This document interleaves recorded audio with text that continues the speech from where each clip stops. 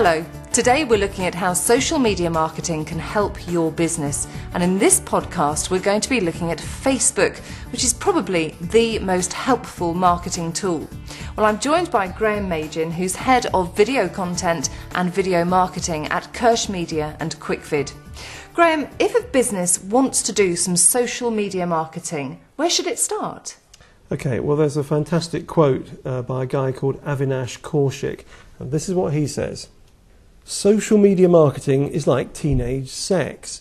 Everyone wants to do it. No one knows how to do it. After you've done it, you're disappointed it wasn't better. I think the serious point there is that despite this huge hype surrounding it, it's not a quick fix.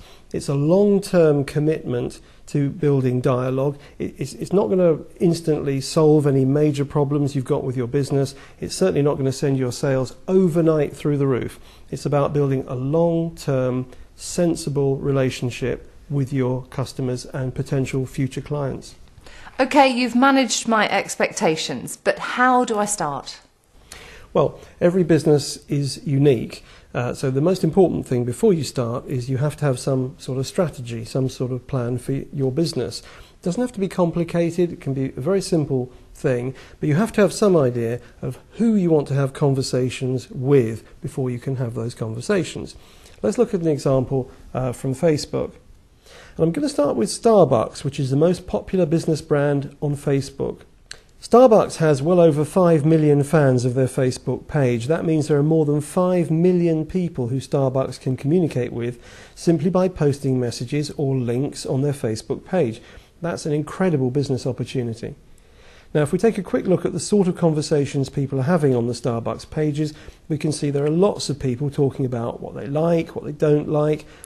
Someone here is asking why Starbucks don't have cafes in Italy.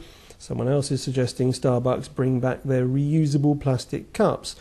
And someone here is asking for Starbucks to develop new, unusual flavours of tea.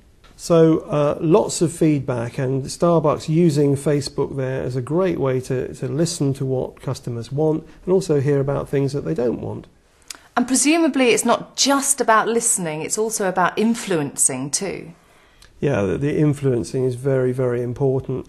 Let me show you an absolutely fascinating example of how Starbucks uses Facebook to influence public opinion. So here's someone from the United States asking, is it true Starbucks doesn't support our troops? The question asks, is it true Starbucks refused to supply coffee to US Marines in Iraq? Now, I need to point out that this rumour is completely not true. But you can see how something like this could be really damaging to a big company like Starbucks. Now, as we see here, just 4 hours after this first post was made, a very full and thorough response from someone appears, and I assume this is a Starbucks employee, though it doesn't actually say so. And the response, of course, denies the rumour and quotes Starbucks, also denying it. And the next day this conversation continues and the original contributor backs down and says, I love Starbucks. So you can see one way in which a business here is using social media to channel and influence public opinion. And you'll find a number of big companies who employ staff to monitor Facebook and influence discussions, often anonymously, about topics that are relevant and important. Okay, so that's great if you've got 5 million Facebook fans, but can you give us an example of small businesses using Facebook? Yeah, sure. There are loads of examples. I want to show you an example of a small business. It's a restaurant and it's in Norfolk in the UK. This is the Facebook page of the Constantia Cottage restaurant. I've never actually been there, but they have around 400 fans, as you can see. I think that's pretty good going for a small business. And again, this is a great opportunity for this business to have conversations with existing and potential clients. And we find, as with Starbucks, people are talking to each other about the restaurant. So here we can see someone's offering a money off discount card for Cromer, which is a nearby town. There are people also using the restaurant's Facebook page to post videos. This is a video of someone's party. People are talking about their favourite meals. Someone's suggesting different entertainment and dancing acts that the restaurant should consider booking. And over here, people are posting their photos of nights out at the restaurant. So I think this is a really good example of a small business creating an online community and a way of talking to existing and potential customers. And because it's Facebook, all these people's friends can see which pages they're fans of. And this can create a viral effect with more and more people joining. So how can other types of businesses do the same thing?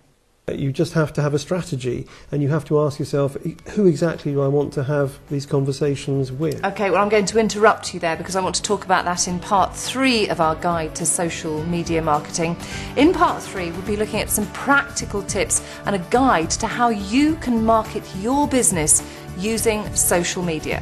Hope you can join us then. For now then, goodbye.